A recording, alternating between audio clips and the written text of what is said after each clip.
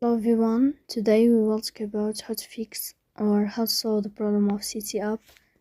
If we click on settings, in this page we go to apps, default apps, app settings. In this list you will search about CiCi app and you will click here. Then in this page of app info you will click on first stop and you will click OK.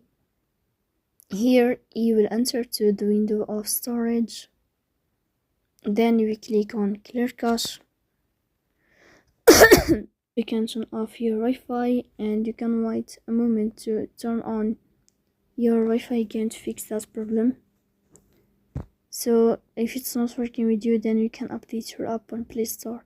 So please don't forget to support us by like and subscribe. See you next time, and thank you for your watching.